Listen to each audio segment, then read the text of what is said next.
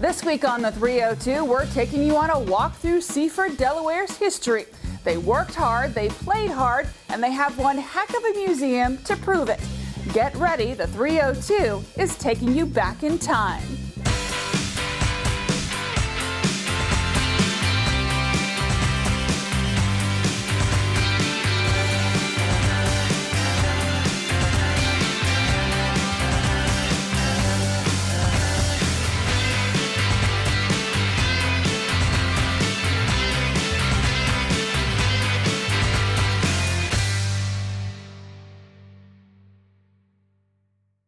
Historic Seaford, Delaware has so many stories to tell, and now you can come to one place to hear just about all of them. We're joined by the curator of the Seaford Museum, Jim Blackwell, to tell us a little bit more about how this historic town came to be. Thank you so much for joining us. My pleasure. Good to see you. So when was Seaford established?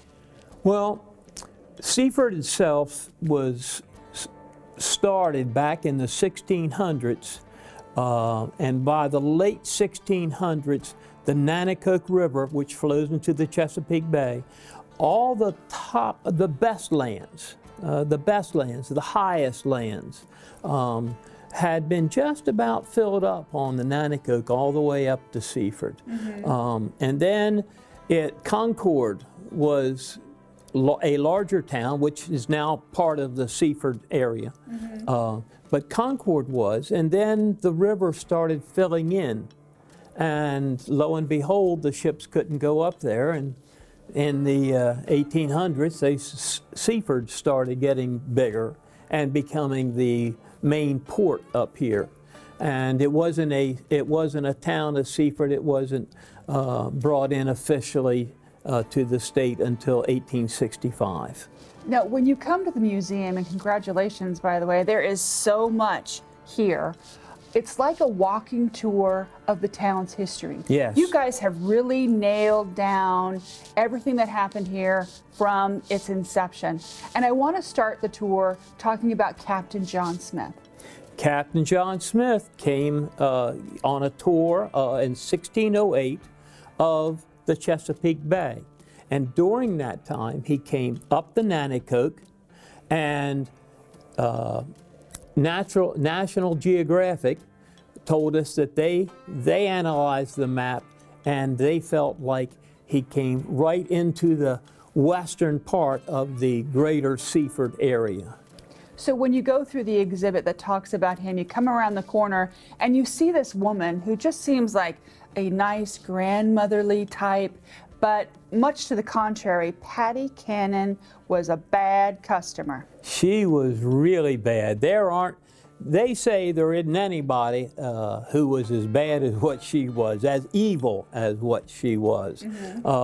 And we've had research that continues to be done on her, because she was that was an evil woman. And we don't celebrate her, but we do talk about her, and she did a lot of bad stuff. One of the worst was sending free black men down south as slaves, and there wasn't much worse than that.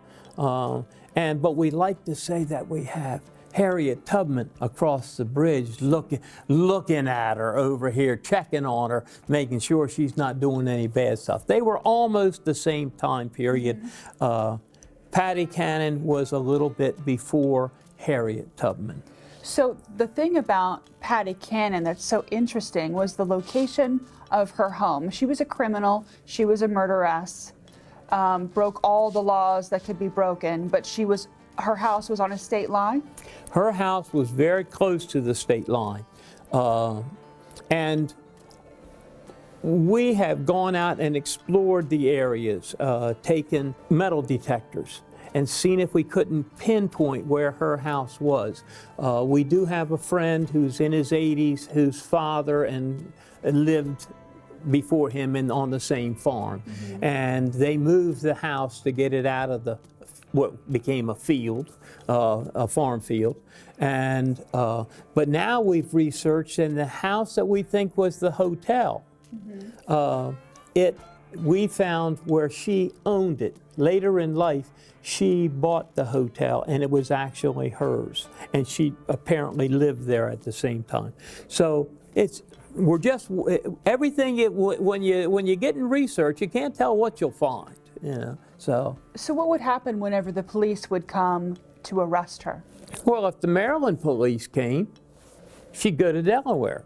And if the Delaware police, the Delaware sheriff, the Sussex County sheriff, if he went over there, well, they'd go over in the Dorchester County, in the Maryland side. So she used her location as much as possible.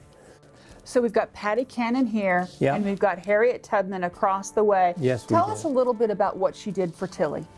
Well, there was, she had escaped from Dorchester County and gone up to New York, and after 1850, she also was up in Canada, because in 1850 there was a law changed that made it illegal for states to house ex-slaves that had escaped from slavery. Before, once you got across the Pennsylvania line, everything was okay. But after 1850, that didn't happen anymore. So she had come down a couple times picking up relatives. And this man, an escaped slave up in Canada, had gone to her and asked her, can you get my fiance? I left 7 years ago, and I'd love to have her be able to come up and here to, and get married. So Harriet Tubman came down and picked her up. Took her out of Baltimore and went down the Chesapeake, south, instead of, they wanted to go north, but you had to pay money to go north if you were black. But they almost got caught, didn't they? Yes, right here in Seaford. They were right down the road, and they had come up at nighttime, and Harriet Tubman came and was very bold. In a loud voice, she said, "I want a room, I want something to eat." Very bold, and therefore, by acting that way, you certainly wouldn't expect an escaping slave to act that way. You would think they would be quiet and hope nobody noticed them, etc. And instead of that, she was the exact opposite. And lo and behold, she got a room, got dinner, and then they went to bed. And the next morning they got up and went to breakfast. And lo and behold, there were 2 slave catchers there who came and tried to arrest them.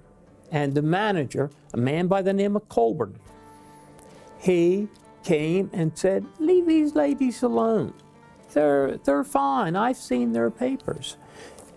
And Harriet had picked up paperwork, passports, on the trip down from the captain, and then the trip down over from Baltimore to Seaford.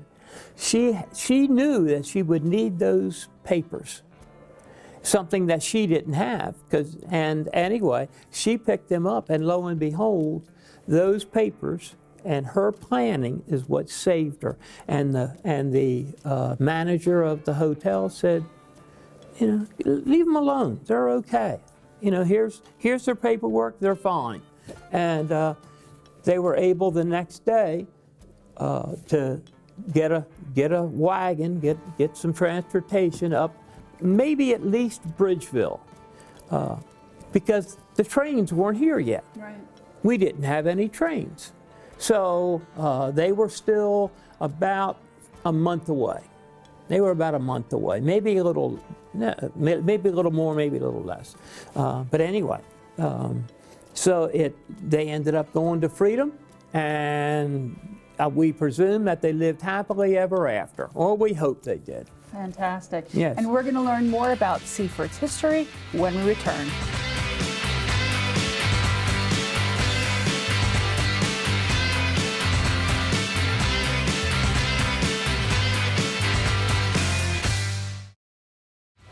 Hi, I'm Laura Fravel. I'm the Sewell C. Biggs Curator of American Art at the Biggs Museum of American Art, and I enjoy art on the 302. Welcome back. We're taking a walk through the history of Seaford at the Seaford Museum. I'm joined once again by Jim Blackwell, who is the curator. Jim, we're in an area that depicts maritime in Seaford, which was big business back in the day. Exactly. Maritime actually refers to business on the water. So our maritime wing over here talks about the businesses that had to be on the water. So we have oyster houses represented. Let's talk a little bit about the two figures that you have in the oyster house. You chose them for a reason. Yes, very much so. We have an older gentleman who the big difference in our times and that of 100 years ago, there was no pension, there was no age. If you got to be 62, well, that's fine, but keep on working, because we had no pensions and they had no Social Security.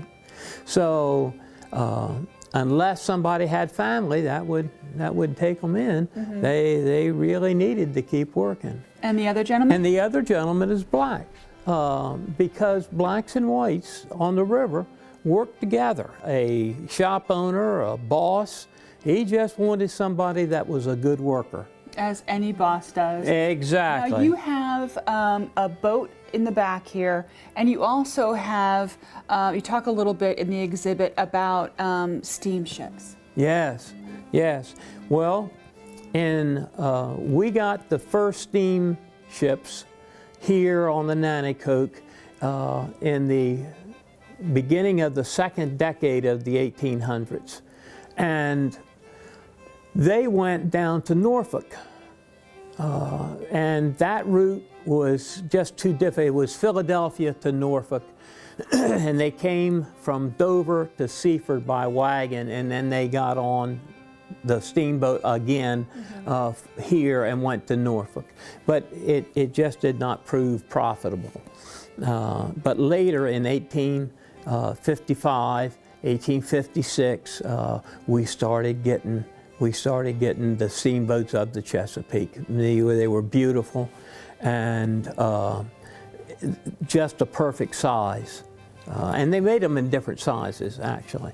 Absolutely. So when you get more steamships, you get more people, you get more goods, and so the money is rolling in from all of this, and you're able to build a passenger depot. Tell us about that. The passenger depot was built around 1900. It might have been the end of the 1800s or the first few years of 1900, but in that time period. And we had not had one. People, if they wanted to get on the steamboat, they just stood out in the rain. There wasn't any type of landing. And it was just a couple hundred yards away from here.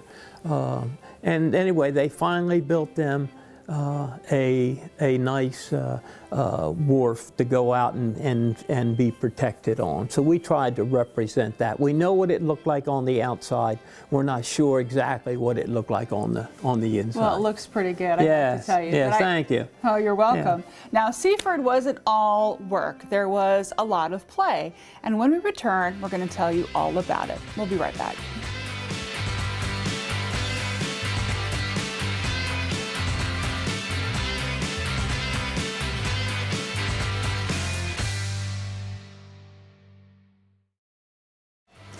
This is Wesley Paulson from Clear Space Theater giving a shout out to the 302 and thanking you for supporting live theater at the beach. Welcome back. We're at the Seaford Museum. We're talking about the fun side of the city. Apparently, back in the day, you guys had quite the theater district. We certainly did. And it's kind of amazing because we only really talk about work, what work people did. And they had to work a lot. It was a very difficult time period. But back in the 1800s and early 1900s, they also we had an entertainment district right down the street from us, and they had 3 theaters, And the theaters, in some cases, as soon as possible, had movies. But in the 20s and stuff, we had silent movies, and that's where I have a sign in back of me. That's where we had this story that we put on the screen over here because we found the movie. But people had dances, and people had different bands come, and we had 3 of them right across from one another. And then we had a major dance hall in the basement of the hotel. So we really had some good times right here in Seaford, in a small country area that was more known for its work than its play. But when they wanted to play, they knew how to play. They did. Now, the film that you're referring to starred the first woman, the first actress to be known as America's Sweetheart, and that would be Mary Pickford. Yes, Mary Pickford. They had in 1921, she had a new movie, and when they opened the New Theater, and it was called the New Theater, it was later called the Palace when another owner bought it 10 years later. And I remembered it as the Palace. But they had this new theater, and lo and behold, Mary Pickford, and people just loved Mary Pickford. And we were able to find the movie. And so we ran the movie in back of us. So it's just nice to have a little bit of the history just like they had it. It's a silent movie. They would have a piano like the one in back of me is a movie house piano. And it would be extra loud. So it was a big piano, and they would play the music based on what was happening to Mary Pickford at the time. So what was the name of the Mary Pickford film? The Mary Pickford film was Through the Back Door. And the one, Buster Keaton? Buster Keaton was The Haunted House. So in addition to films, what other kinds of recreation and things to do did people do back in the day? Well, we had a lot of music, different small orchestras, small bands, different groups, sometimes church groups, sometimes other groups would rent one of the theaters and put on the entertainment, its own entertainment. So, but it was just very nice to have. And sometimes we even had a boat that came down the Chesapeake and up the Nanticoke and other places, and would stay for about a week, and it would put on a different show every year. Every year it would change, and it would go to different locations, but we do know that it came up right down the hill from where I'm talking about the entertainment district was. And they did it right on board the boat, and several hundred people could see the play that they were putting on, or the musical, or whatever the entertainment was. But they were young professionals doing it. So it was very nice. So I have to compliment you on this walk through history. There is so much that we can't even cover because you have so much of it. You have mannequins depicting various, events in history. You have a lot of artifacts that cover a wide range of things, like buttons for politicians. Right. I mean, that's a beautiful display. Yes, and most people just overlook some of the things right today that in 50 years or 100 years could be in someone else's museum, or might be in this museum right here. You have to know that certain things, the bathing suit, that we have a bathing suit in here on a young lady, and my lands, her knees are showing. Well, that was quite unusual. Very scandalous. That was scandalous, And they even checked, they even measured how far up above the knee it was at times. So anyway, those things that we don't think anything about today, well, there was a time when people thought of it. So can imagine. we're glad that we have some things that cover the war and Yeah. cover the DuPonts coming. And Exactly. just anything that happened through time here in Seaford, it's in this museum. We hope it And is. Thank you so much for sharing all of this with us, and hopefully some of our viewers will come down and pay you a visit. Well, we certainly appreciate it, and we really appreciate that our history is so much like everybody else's history. But that- so well documented. Exactly.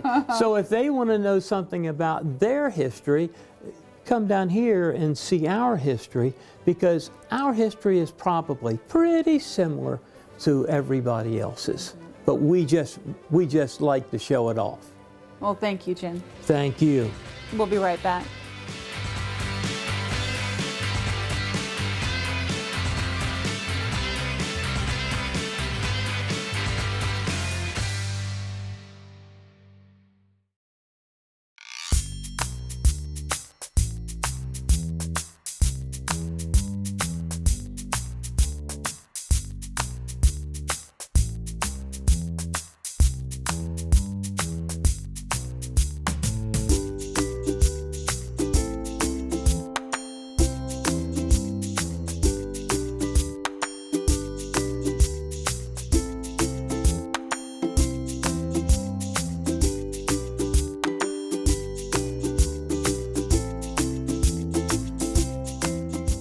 For more information on the Seaford Museum, you can visit SeafordHistoricalSociety.com.